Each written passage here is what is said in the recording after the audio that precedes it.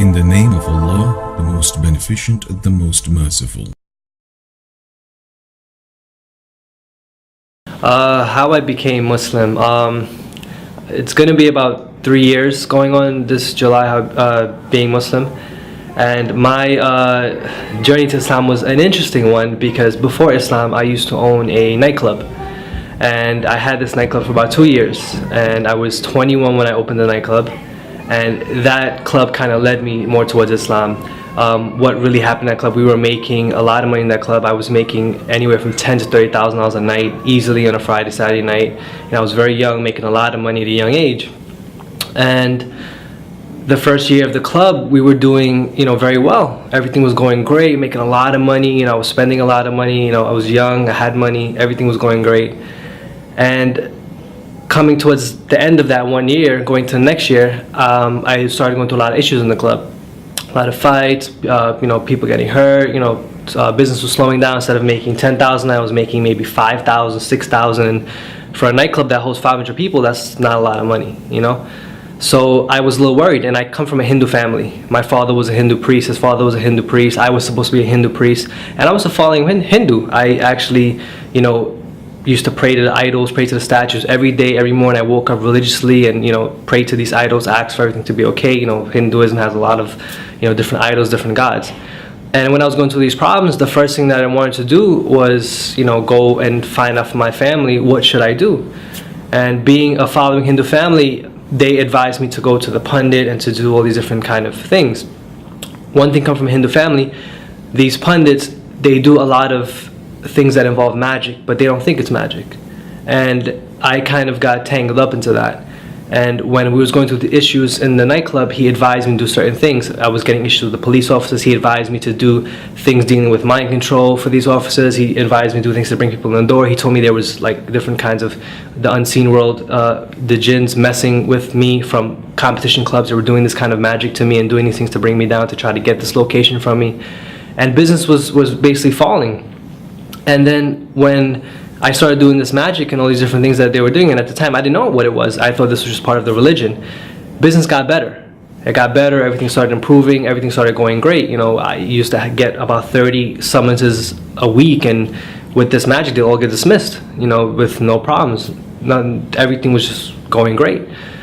I did this for a while, and all of a sudden it just stopped working. This was coming close to the end of the 2 years. And it just stopped working, and I didn't know why, and I got upset.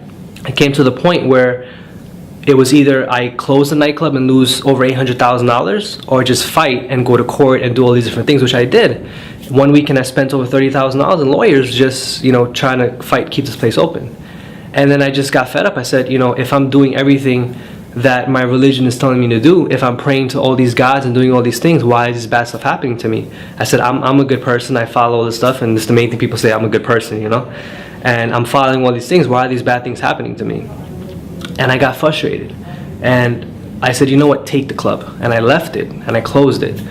And it just so happened a week before these stuff was happening, a friend who was very close with me was with me from the day the club opened. He disappeared for a while. And he was actually learning about Islam.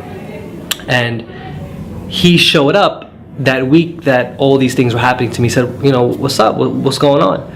I said, everything's okay. Everything's, all these bad stuff is happening. He said, well, listen, I'm looking in this thing called Islam. I said, yeah, Islam, those Muslims, those terrorists, you looking into those things?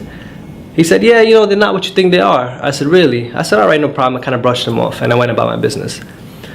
But then when I finally decided to let the club go and just do all these things, I lost over $800,000. I lost a lot of money, and I was 23 at the time. I lost a lot of money at a young age, and that money is what I worked for. My family's not wealthy. Those were loans, those were credit cards, those were hustling, doing all these things just to get that money. And I got fed up. I said, if I'm doing all these things for God, I'm following God, why is these bad stuff happening to me? For a kid to go from making $10,000, $30,000 a night to be negative, it's hard. And I said, I'm following God, I'm doing all these things. Why did God leave me? And I said, I don't believe in God. That's it. So I started asking questions and say, you know what? If there's a God, I got to find out who this God is. Because right now I don't think there is a God, because I'm doing everything and it's not working. So I started going on this kind of religious quest, if you want to call it. and I started asking a lot of questions. My father had a lot of like Bhagavad Gitas and all these different kinds of books in the house. I started researching them. I looked to Zakir Naik, all these different these da'is and stuff, and I noticed that in Hinduism, even though Hinduism has over 10, 20, 30 whatever gods that they have a god for everything. The scriptures itself, it says God is one, without a shape, without a partner, without anything. These scriptures say this: God has no shape, he has no form, he's a formless supreme being. He has no parents, he has no offsprings. And the Hindu scriptures say that, the Bhagavad Gita, the Upanishads, the Puranas, all scriptures say the exact same thing. But these Hindus, they're following a mythological story. This is what they're doing, and they teach us this, and we grew up with this. This is how I grew up, and I kind of got fed up. I said, okay, if this is not what it is, then what is it? Because I was taught that I'm the greatest of all because I was born a Hindu, and you can't just become a Hindu, you have to be born a Hindu. And I said, okay, if this is not it, let me look Christianity. I said, Christians are cool, they can eat beef, they can eat pork, they can all this stuff's kind of cool. Because I like to eat. So, I thought it was cool. So I looked into it. But when I started reading the Bible is kind of confusing at first. There's over 500 versions. I don't know which one to read, so I just picked up another one, 500 versions of the Bible. Which one do you choose? Who's right? There's nothing's really right with that. And I started reading one version of it. I think it was just the New Testimony, whatever it was, whichever version of that one there is. But when I started reading it, it was very confusing to me, and there was a lot of contradictions, because in the Bible it says, Jesus spoke to the Father, but then he is God himself, and then he was talking to all these different three people, and if he was God, then who was he talking to? He said, I am the Father, the Son. It was different, and it was a lot of contradictions in it. So I kind of got fed up. So I went back and I spoke to my friend who was looking into Islam. And he said, let's go check out, let's go get a Quran. So I went, I took a drive down to Brooklyn, and I picked up an English translation of the Quran. And if you ever look at the Quran the first time, it's kind of confusing, English translation, because you don't know what's Baqarah, what's Fatiha, what's all these, so you don't know what this is. Like, why am I reading about a cow? What is all this stuff? So I just kind of opened it to some random page. And I don't remember the exact ayah, I have it written down, but what it basically, the ayah said to me was that, it was we who pulled you from the sin in order that you may return to the straight path. If you revert to your sins, we shall revert to your punishment. We shall revert to our punishment. And I don't remember what ayah it was. I think it was Imran, but I'm not sure. But it spoke to me. It says, it is we who have pulled you from the sin in order that you may return to the straight path.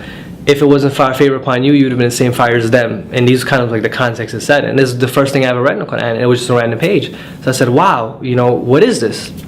So I started doing research. I started researching the miracles of the Quran, all these different things, and I came across something, called the jinn. And then when I came across what the jinn was, and these unseen creatures, and I figured out what I was doing was wrong. It intrigued me. I said, I didn't know this thing existed, because these pundits were telling you they were unseen beings, and they were, dead people and spirits and all these crazy things. And when I finally learned what it was, I was like, man, that's interesting, and I can't believe I was doing that. And it talked about tying up the knots and all these different things that we were involved with. And I intrigued me, and I kind of decided to start reading more, researching more, and doing all these different things. And one day I just finally decided to take my Shahada.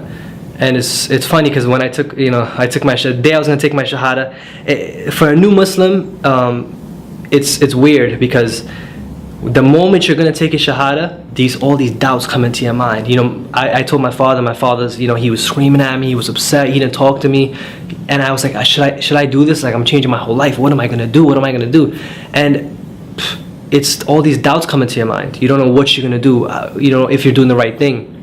And I said, let me just do it. And I did it, I did it in a different circumstance, in the incorrect circumstance, but I did it. And the time that I did it, it was like it was the best feeling I ever had. It was like the shaitan was coming to me, telling me, don't do it, don't do it. I remember that night, I felt so relaxed, so free. It was like a feeling I can't even explain. And my wife also became Muslim. I was with her before that. She is going to be 2 years Muslim now, this June. And it was funny, from that club, I became Muslim. My wife, she used to work for me at the club, she became Muslim. We had one of the dancers from the club became Muslim, and my friend became Muslim. So all from that bad thing, that pinnacle of sin, cheating people, liquor, drugs, intoxicants, whatever it may be, 4 people became Muslim. And that's my story in a nutshell. There's more details to it, but in a nutshell, that's basically how it happened.